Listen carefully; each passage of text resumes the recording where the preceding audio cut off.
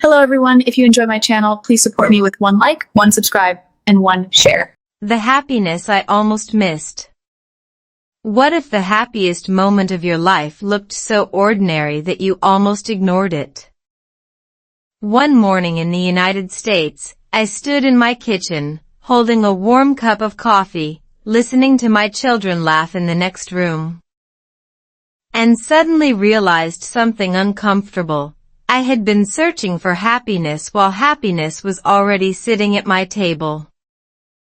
I thought that morning would be normal. It wasn't.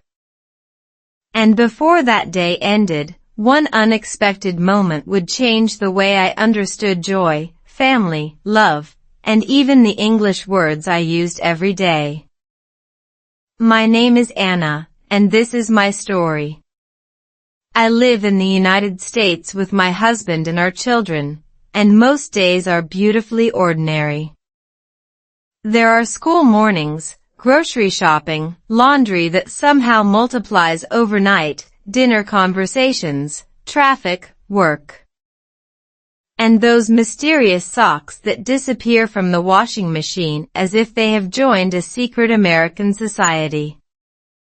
I used to think a happy life had to feel exciting. I imagined happiness as a big vacation, a perfect house, a successful career, or a bank account that never made me nervous. But living here taught me something different. Sometimes joy is much quieter. It can be the sound of your child saying, "Mom, look," for the 100th time. It can be your husband remembering exactly how you like your coffee. It can be standing outside on a cool American morning and realizing, for a few seconds, that nothing is wrong. And yet, I almost missed all of it. I was always thinking about the next thing. My brain was like a browser with 47 tabs open, and somehow every tab was playing music. Even my English practice became another reason to feel frustrated. I wanted to speak perfectly. I wanted every sentence to sound natural. If I forgot a word, I felt embarrassed. If I misunderstood someone, I immediately thought, my English is terrible. Then one afternoon, something surprisingly simple happened. My daughter looked at me and asked, "Mom, why do you always look worried?" I laughed because I thought I was hiding it well. But children are terrible at respecting emotional camouflage. Her question stayed in my mind that night. I began wondering whether I was teaching my children how to live, or simply teaching them how to hurry. The next morning, I made a small decision. I would stop waiting for a perfect life before allowing myself to enjoy the life I already had. I did not know then that this decision would soon affect my marriage, my confidence, and the way I practiced English every single day. And the strangest part? That evening, my husband came home with a sentence I never expected to hear. When English felt too heavy. The sentence my husband said that evening was simple: you don't need to be perfect to be happy. I smiled, but inside, I felt as if someone had opened a locked door. I had spent years believing that perfection was the price of belonging, speaking, learning, and even enjoying my own life. In the United States, English surrounded me everywhere. I heard it at the grocery store, at school, at restaurants, in conversations with neighbors.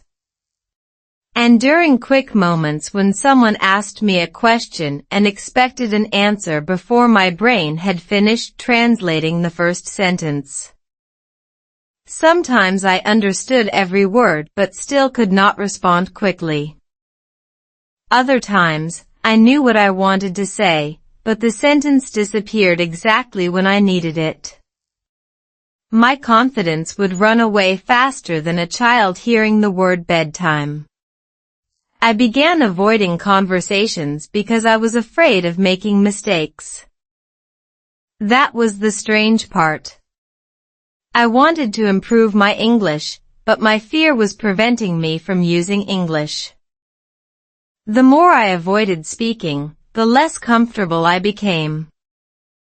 Psychologists often describe this kind of cycle as avoidance.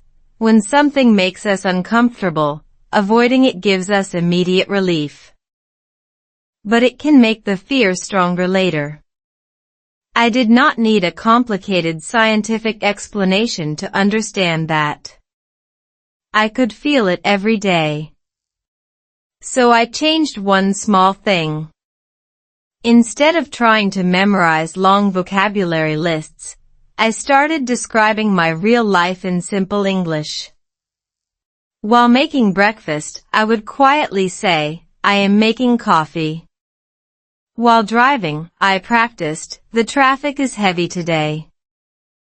When my daughter dropped her backpack near the door, I laughed and said, "That backpack has officially given up." These sentences were not impressive.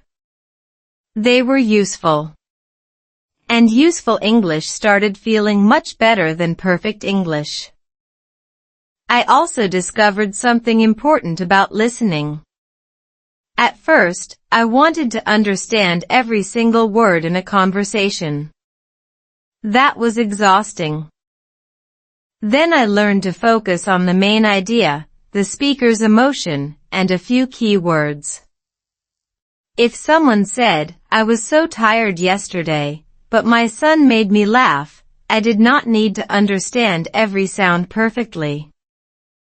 I only needed to catch tired, yesterday, son, and laugh. Suddenly, listening felt less like an exam and more like watching a story unfold. That changed everything. I began using my family's everyday moments as English practice. My husband would tell me about his day. My children would describe something funny at school. I listened, repeated short sentences, and sometimes copied the rhythm of their speech. This simple practice slowly connected English with real emotions instead of fear. But just when I thought I had finally found a peaceful way to learn, an ordinary Saturday morning turned into a moment I would never forget. My daughter walked into the kitchen, looked at me seriously, and said, "Mom, I think you forgot something." I had no idea what she meant. Then she pointed toward the window, and my entire idea of happiness was about to change. A different kind of American joy. My daughter pointed at the window, and for a second, I thought something was wrong. Maybe she had seen a bird trapped outside. Maybe the neighbors had received another package at our door. Instead, she simply said, "Mom, look at the sky." I laughed because I had been standing in the kitchen for several minutes without noticing the morning at all. Outside, the American neighborhood was waking up slowly. A man was walking his dog. A pickup truck passed by. Someone was watering the lawn. The air was cool, the sunlight was soft, and a few clouds moved across the blue sky. Nothing dramatic was happening. Yet my daughter was standing there as if she had discovered treasure. That moment stayed with me because I realized something uncomfortable. Children notice joy faster than adults do. Adults often need a reason to be happy. Children sometimes just need a window. Living in the United States had slowly changed the way I looked at ordinary life. I had noticed many cultural differences, but the biggest lesson was not about food, clothing, schedules, or even the famous American habit of saying, "How are you?" while already walking away. It was about personal space, personal choice, and the idea that an ordinary day could still belong to you. I started noticing small things. People holding doors open. Neighbors saying hello. Families eating outside. Parents cheering at children's activities as if their kids were competing in the Super Bowl. Even grocery shopping became a strange little adventure because somehow I could enter a store for milk and leave with snacks, flowers, and 3 things I absolutely did not need. But beneath those funny moments was something deeper.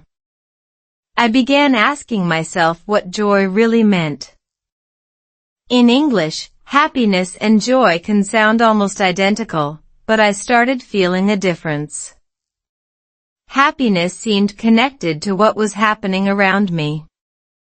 Joy felt more personal. It could remain even when the day was imperfect. That idea became important because my life was not perfect. My marriage had stressful days. Parenting had exhausting days. There were bills, responsibilities, misunderstandings, and moments when I wanted 5 minutes of silence so badly that I would have paid for it in gold. But joy could exist beside those things. I did not need every problem to disappear before I could smile. This changed the way I practiced English too. I began creating tiny sentences about real emotions. I feel tired, but I am grateful. Today is difficult, but I am okay. I made a mistake, but I can try again.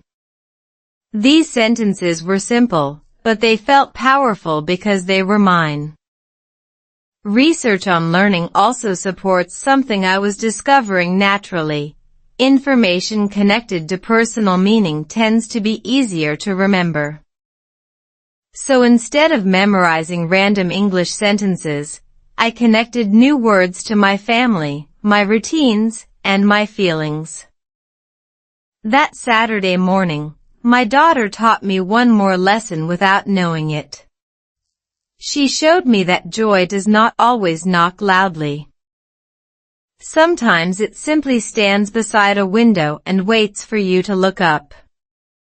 But that evening, my husband and I had a conversation about our marriage that reminded me why noticing joy matters so much.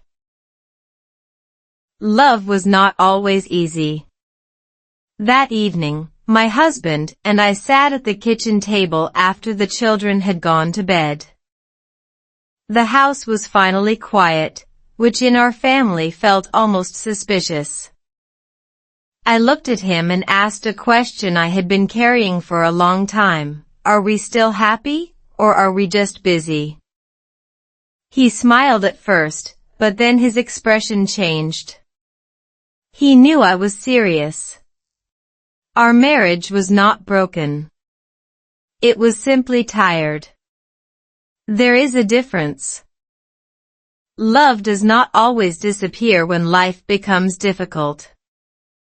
Sometimes it gets buried under schedules, responsibilities, bills, school activities, work, and 2 people trying so hard to take care of everyone else that they forget to look at each other. My husband and I had different ways of handling stress. When I felt overwhelmed, I wanted to talk. When he felt overwhelmed, he became quiet. Naturally, this was a fantastic system for creating misunderstandings. I would think, he does not care. He would think, she needs more space. We were both wrong, but we were confidently wrong, which is usually the most dangerous kind. That night, instead of arguing about who was right, we tried something different. I told him how I felt using simple English sentences because I wanted to be completely clear. I feel tired. I miss us.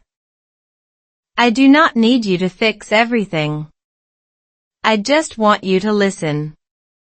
He looked at me for a few seconds and said, I can do that. It was not a dramatic movie moment. No orchestra appeared. Nobody cried in slow motion. But something shifted. We started listening instead of defending ourselves. Psychologists often emphasize the importance of active listening in relationships. Because people usually calm down when they feel heard rather than judged. I was experiencing that principle at my own kitchen table. I also realized that English learning and marriage had something surprisingly similar in common. You do not become fluent by trying to produce perfect sentences. You improve by listening, responding, making mistakes, correcting yourself, and trying again. Marriage works the same way. You do not build a strong relationship by saying everything perfectly. You build it by staying in the conversation. From that night, we created a tiny habit. Every evening, even if we were exhausted, we asked each other one simple question: what was one good thing about your day? Sometimes the answer was meaningful. Sometimes it was ridiculous. My husband once said, the coffee was good. I stared at him and said, that is your one good thing? He shrugged. It was very good coffee. I had to laugh. And maybe that was the point. Joy did not require a spectacular life. Sometimes it was coffee. Sometimes it was laughter. Sometimes it was simply knowing that the person sitting across from you was still willing to listen. But just when our marriage began feeling lighter, our children brought home a problem that would test everything we had learned. And this time, I could not solve it with a cup of coffee. The day my family changed me. The problem began with a phone call from my daughter's school. And for a few seconds, I felt that familiar wave of panic rise inside me. Nothing dangerous had happened, but she had been having a difficult time adjusting to a new situation at school. She felt embarrassed, misunderstood, and afraid of making mistakes. When she came home that afternoon, she dropped her backpack on the floor, sat at the kitchen table, and whispered, Mom, I don't want to go tomorrow. My first instinct was to give advice. I wanted to explain, encourage, fix, and solve everything immediately. That is what mothers often do. We see a problem and our brains immediately put on a superhero cape, even when nobody asked for one. But then I remembered my conversation with my husband. Listen first. Fix later. So I sat beside her and said, tell me what happened. She talked slowly. She told me about a moment when she misunderstood someone and felt embarrassed because she did not know what to say. As she spoke, I suddenly saw myself in her story. I remembered all the times I had stayed quiet because I was afraid of making mistakes in English. I had been teaching myself that mistakes were dangerous, while my daughter was learning the same lesson. So I told her something I needed to hear too: making a mistake does not mean you are bad at something. It means you are learning. She looked at me and asked, really? I said, really. Then I added, even Mom makes mistakes every day. She smiled. I know. That answer almost destroyed my confidence as a parent. Children apparently keep excellent records.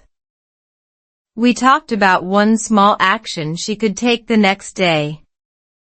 Instead of trying to make everything perfect, she would simply say hello to one person and ask one question. That was all. One small sentence.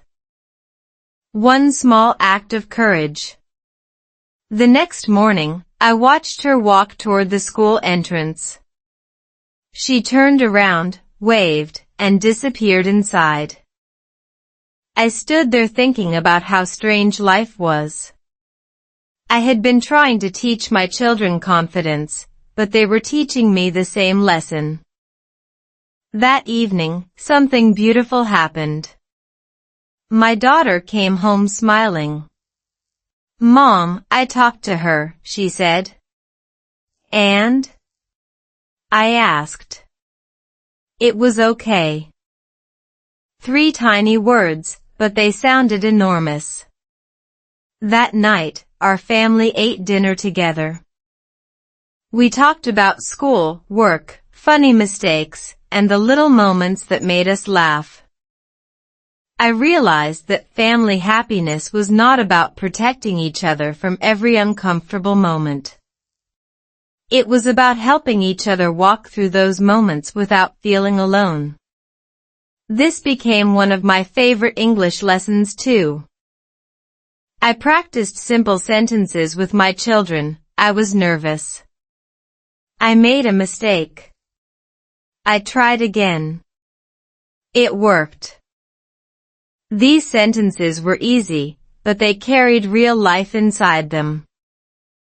And then, just as I thought our family had found a calmer rhythm, an unexpected change in the weather arrived, and it would teach me another lesson about life in America. Weather, culture, and small surprises. The weather changed almost overnight. One morning, I stepped outside expecting an ordinary day. And the cold air hit my face so suddenly that I looked at the sky as if it had personally betrayed me. I laughed and pulled my jacket tighter. Living in the United States had taught me that weather is not just weather. It can change your schedule, your mood, your clothes, and sometimes your entire conversation. Americans can talk about the weather for 5 minutes with complete confidence that they have just discussed something extremely important. I began enjoying those conversations because they were also easy English practice. It is freezing today. The wind is strong. I think it will rain.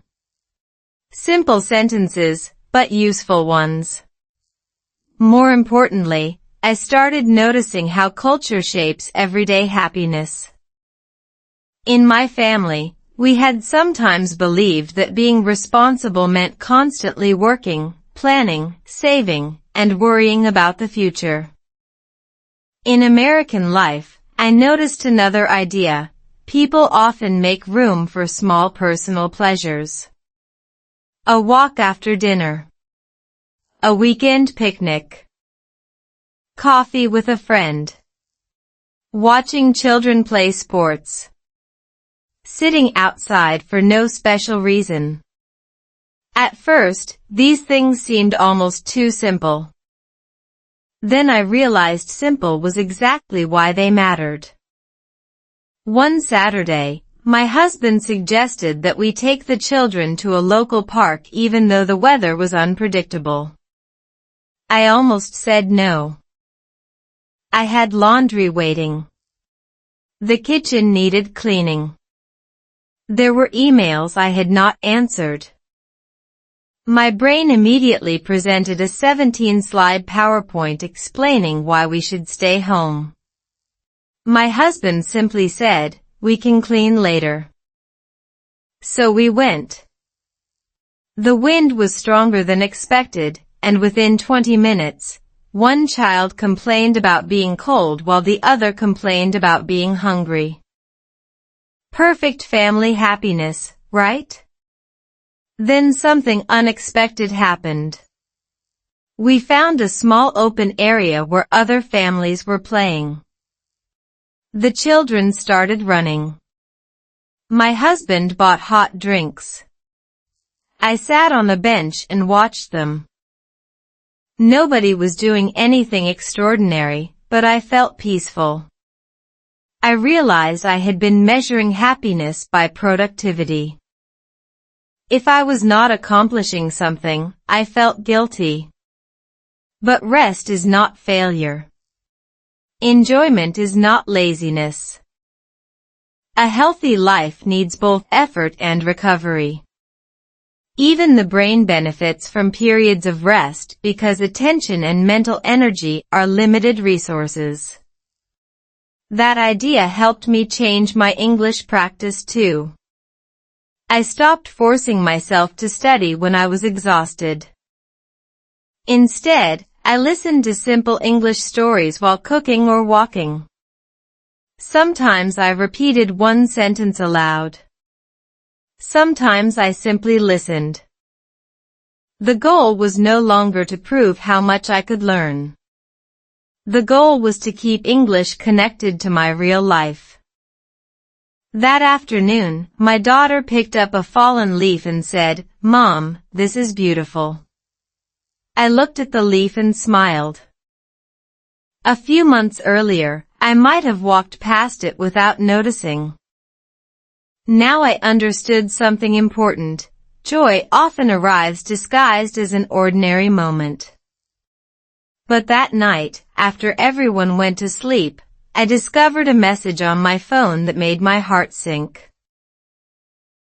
When joy became a choice. The message on my phone was from someone in our family, and the words were not easy to read. There was a problem we could not solve with a walk, a joke, or a cup of coffee. I sat on the edge of the bed and felt my mind immediately jump into the future. What if things got worse? What if we made the wrong decision? What if I could not protect the people I loved? Fear has a strange talent. It can take one small problem and build an entire disaster movie inside your head before breakfast. I knew I could not control everything, but knowing that and feeling it are two very different things. The next morning, I told my husband, "I am scared." He did not give me a long speech. He simply held my hand and said, "Then we will face it together." That sentence stayed with me. I realized that joy was not the opposite of sadness. Joy could exist beside fear. I did not have to pretend everything was perfect. I only had to decide what I would do with the day in front of me. So I started with something very small. I made breakfast. I opened the curtains. I listened to my children talking. I took a slow breath. Then I said out loud, "Today, I will notice one good thing." It sounded almost too simple, but simple actions can become powerful when repeated. Psychological research on gratitude suggests that regularly noticing positive experiences can influence attention and emotional well-being. I was not trying to become endlessly positive. I was simply training myself to see the complete picture instead of staring only at the problem. That became my new daily habit. At lunch, I noticed the sunlight. In the afternoon, I noticed a funny message from my husband. In the evening, I noticed my children laughing over something completely ridiculous. These moments did not erase our problems. They made the problems feel smaller and more manageable. I also changed the way I spoke English to myself. Instead of saying, "My English is bad," I began saying, "My English is improving." Instead of "I cannot do this," I practiced, "I can try one step." The difference was not magic. It was direction. One sentence focused on failure, the other focused on possibility. Slowly, I became more comfortable speaking. I still made mistakes. I still forgot words. Sometimes I created sentences that sounded so strange that even I wanted to apologize to the English language. But I laughed and continued. My family laughed with me, not at me. That made practice feel safe. One evening, my husband looked at me and said, "You seem different." I asked, "Different how?" He smiled. "You notice things now." He was right. I had stopped waiting for a perfect future to give me permission to enjoy the present. But there was still one question I had not answered: if joy mattered so much, could I turn it into a natural part of my everyday English, and could I finally stop being afraid of speaking? The answer came from the most unexpected person in my house. Speaking English without fear. The unexpected person was my youngest child. One evening, while I was preparing dinner, my child walked into the kitchen and asked, Mom, why do you practice English alone?" I laughed. "Because I want to speak better." The answer came immediately, "Then talk to me." I stopped stirring the soup. It was such a simple suggestion, yet it changed my entire approach. I had been treating English like a test I needed to pass. My child treated it like a game we could play together. So we started talking. Not about complicated subjects.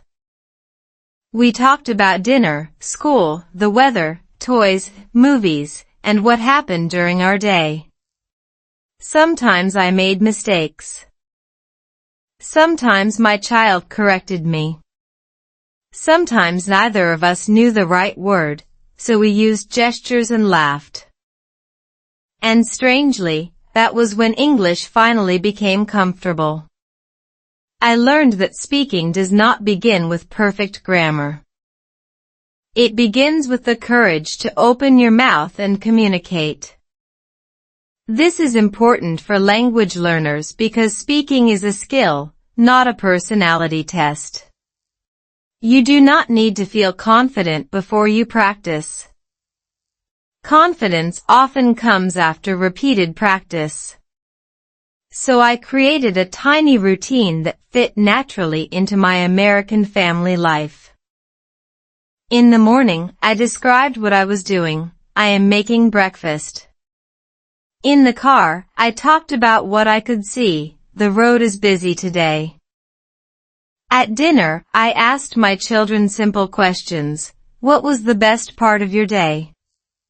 Before bed, I repeated one sentence I wanted to remember.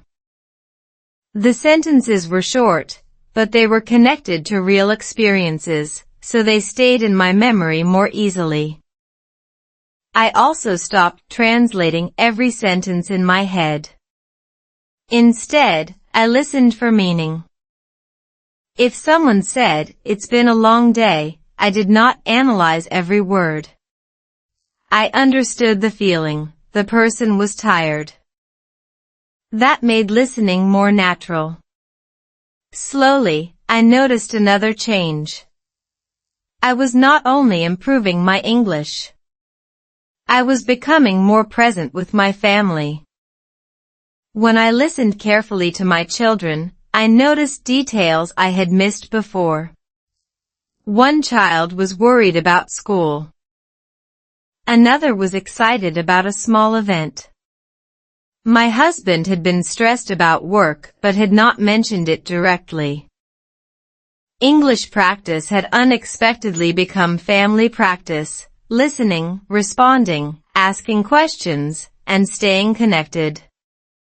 One night, after dinner, my husband asked me to repeat a sentence because he liked the way I said it. I repeated it, and everyone laughed. Then my daughter said, "Mom, you sound happy when you speak English now."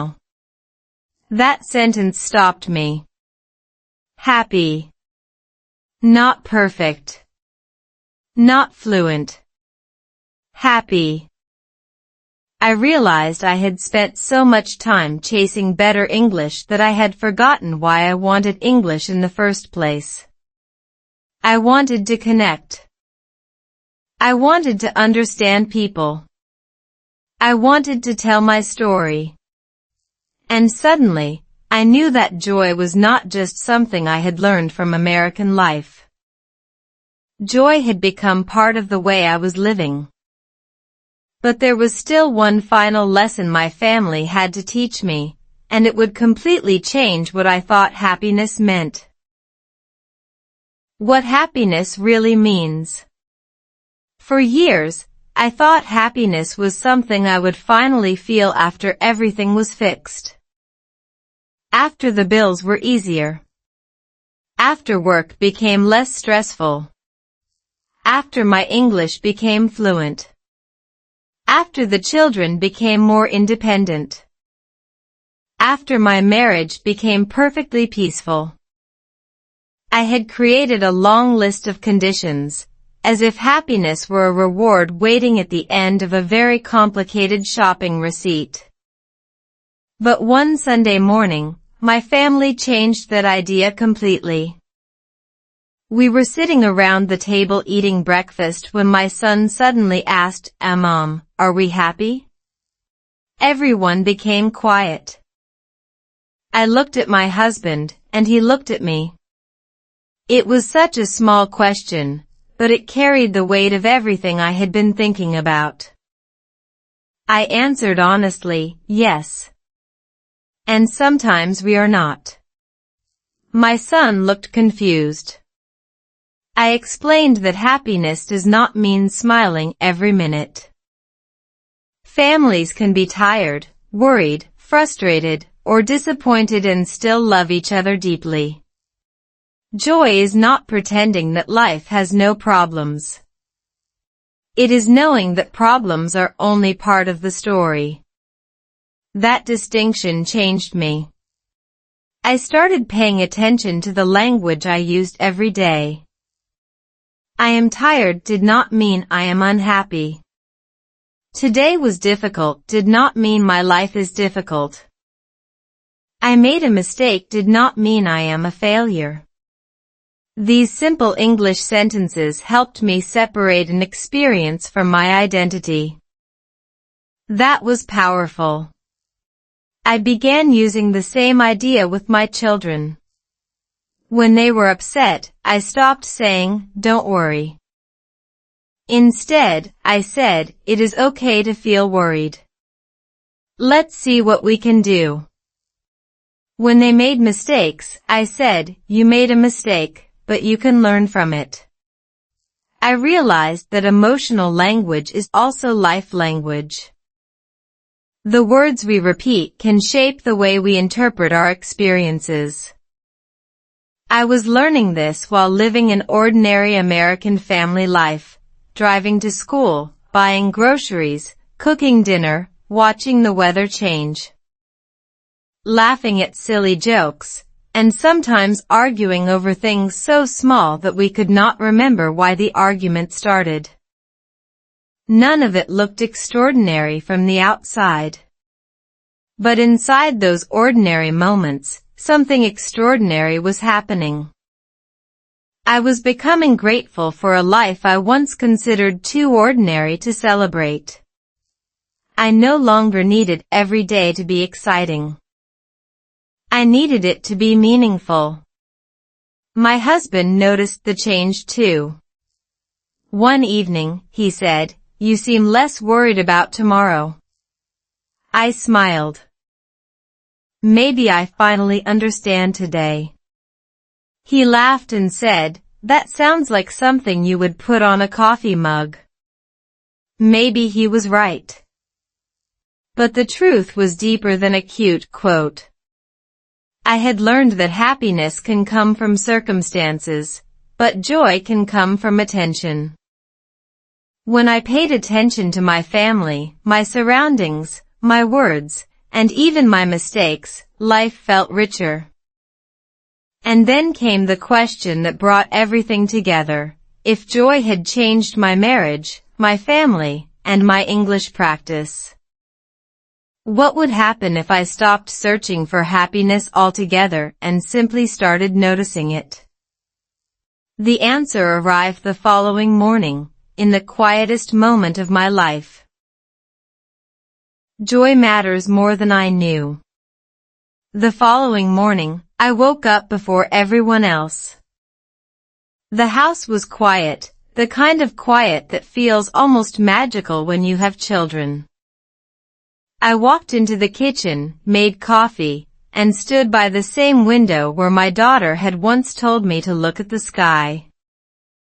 This time, I looked without being reminded. Outside, the neighborhood was slowly waking up. A car moved down the street. A dog barked somewhere nearby. The morning air was cool, and sunlight touched the rooftops. Nothing spectacular happened. And yet, I felt something I had been searching for without realizing it. Peace. I thought about everything that had changed. I had not suddenly become rich. My family was not perfect. My marriage still had stressful days. My English still had mistakes. The future still had questions. But I was different because I had stopped believing that joy had to wait for a perfect life. I understood something simple. Happiness may visit because something good happens, but joy can stay when you learn to notice what is already good. That morning, my husband walked into the kitchen, still half asleep, and asked, "Why are you smiling?" I looked at him and said, "I don't know. I just am." He poured himself coffee and said, "That's probably the best reason." I laughed. A few minutes later, the children came downstairs, and the peaceful kitchen became loud again. Someone wanted breakfast. Someone could not find a shoe. Someone was arguing about the last piece of toast as if national policy depended on it. I stood there laughing because this was my life. Not a perfect life. My life. And I finally knew how to appreciate it. I also understood why simple English stories can be so powerful for learners. When you hear language connected to emotion, family, daily routines, and real situations, you are not only memorizing words. You are building meaning. So if you are learning English and feel discouraged, please remember my story. You do not need to understand every word today. Listen for the main idea. Repeat one sentence. Read it slowly. Say it aloud. Make mistakes. Smile at the mistakes.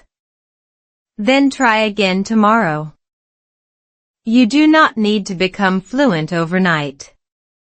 You only need to keep the conversation alive. The same is true for life.